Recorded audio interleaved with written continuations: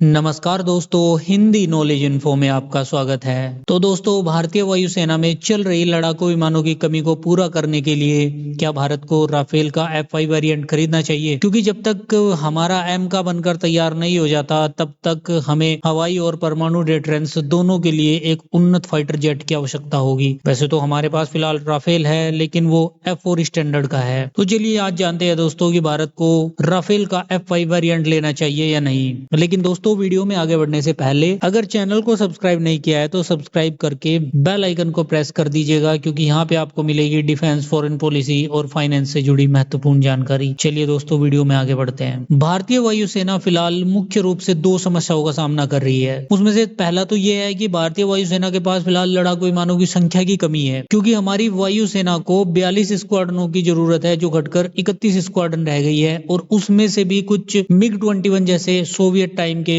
लड़ाकू जहाज है, जिन्हें अब रिटायर करना भारत की जरूरत नहीं, मजबूरी बन चुकी है। उन्हें रिटायर करना ही होगा। तो ऐसे में उनकी जगह पे नए विमान लेने ही होंगे। और साथ ही भारतीय वायुसेना को भी एयरक्राफ्ट कैरियर के लिए विमानों की जरूरत है। हालांकि इंडियन एयरफोर्स तो पहले से ही LCA तेजस मार्क 1 और मार्क 2 दोनों वेरिएंट को 200 से ज्यादा की संख्या में शामिल करने के लिए तैयार है, लेकिन इस अंतर को भरने में काफी वक्त लगेगा। राफेल इंडियन एयरफोर्स के 114 विमानों का जो प्रपोजल है, उसका एक दावेदार हो सकता है, क्योंकि भारत के पास अभी भी राफेल की 2 अतिरिक्त स्क्वाड्रन के लिए जरूरी इंफ्रास्ट्रक्चर रेडी है। तो ऐसे में भारत इसे कंसिडर कर सकता है। और दूसरी चीज ये है कि राफेल विमानों पर भारतीय पायलट्स ट्रेनिंग ले चुके हैं और उन्हें इन्हें उड़ाने का एक्सपीरियंस भी हो चुका है। और बताया ये भी जा रहा है कि राफेल मरीन को भी भारतीय नौसेना द्वारा शॉर्टलिस्ट कर लिया गया है। और दूसरी समस्या 5वीं पीढ़ी के लड़ाकू विमान की है। दोस्तों, हमारे पड़ोसी चीन के पास पहले से ही J-20 जैसा 5वीं पीढ़ी का विमान है, जो 150 की संख्या में फिलहाल उनके पास मौजूद है। और चीनी वायुसेना की योजना 2027 तक इसे 400 तक ले जाने की है। और वहीं पाकिस्तान भी 5वीं पीढ़ी के J-31 विमान को हासिल करने के लिए पहले ही चीन से संपर्क कर चुका है और 2029 तक की समय सीमा इसके लिए तय की गई है।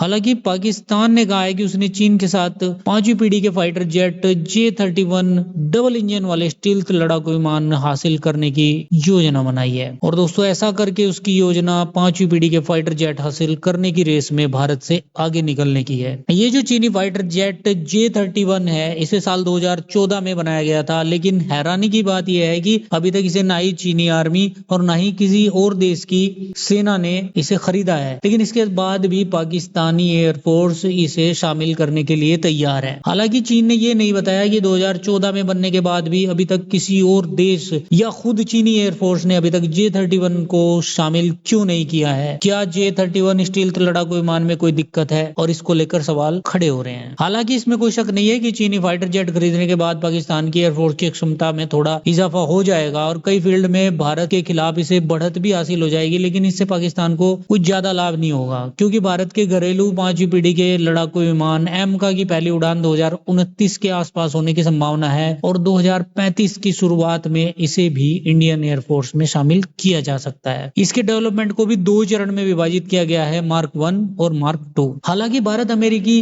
F-35 जैसे 5वीं पीढ़ी के लड़ाकू विमान भी खरीद सकता है, लेकिन भारत इस वक्त रूस के अलावा दूसरे विकल्पों को आजमाना चाहता है। हालांकि भारत के पास FCAS प्रोग्राम, जिसमें फ्रांस, जर्मनी और स्पेन शामिल है, उसमें शामिल होने का भी एक विकल्प था, लेकिन अब इसमें काफी देर हो चुकी है। लिहाजा भारतीय वायुसेना अपनी दोनों आवश्यकताओं को पूरा करने के लिए मेक इन इंडिया राफेल पर विचार कर सकता है। नई खरीदारी F4 मानक की हो सकती है और उनको F5 मानक में अपग्रेड करने की कमिटमेंट के साथ ये खरीदारी की जा सकती है। इससे भारत के पास फिलहाल जो लड़ाकू विमानों की कमी है वो पूरी हो सकेगी और फ्रांस एक आजमाया हुआ दोस्त है। और दोस्तों, इस गणतंत्र दिवस पर 2024 में फ्रांस के राष्ट्रपति हमारे मुख्य अतिथि होंगे। वहीं भारत 1950 के दशक से फ्रांसीसी लड़ाकू विमान उड़ा रहा है, लिहाजा इस बात की भी संभावना बन सकती है कि भारत राफेल के प्लस वेरिएंट की तरफ विचार करे। वैसे फ्रांस ने भी भारत की तरह अमेरिकी F-35 को खरीदने में कोई दिलचस्पी नहीं दिखाई है। फ्रांस की योजना राफेल F5 को 2024 से 2030 तक विकसित करने की है और FCS प्रोग्राम में देरी को देखते हुए फ्रांस अपनी योजना B पर काम कर रहा है। FCS प्रोग्राम 3 देशों, जिनमें फ्रांस, जर्मनी और स्पेन शामिल हैं, उनका ज्वाइंट प्रोग्राम है, जिसके तहत 5वीं पीढ़ी से आगे का फाइटर जेट बनाना है, जो युग यूके और फ्रांस के बीच समान नाम वाली पिछली परियोजना के आगे का हिस्सा है। फ्रांस की डसॉल्ट एविएशन, जर्मनी की एयरबस और स्पेन की इंद्र सिस्टेमास इसके को डेवलपर्स हैं। FCAS में अगली पीढ़ी के हथियार प्रणाली के साथ साथ भविष्य के ऑपरेशनल वार में अन्य हवाई अक्षमता भी शामिल होंगी। विमान ड्रोनों के लिए रिमोट कैरियर और कंट्रोलर व्हीकल के रूप में भी काम कर सकता है। साथ ही डसॉल्ट और उसके साझेदार पहले से ही राफेल के F5 मानक पर भी काम कर रहे हैं, जो लगभग 2030 तक बनकर तैयार हो जाएगा और फिर उसे अपग्रेड भी किया जाएगा। F5 अगली पीढ़ी के यूरोपीय विमानों के साथ कुछ स्पेसिफिकेशन साझा करेगा,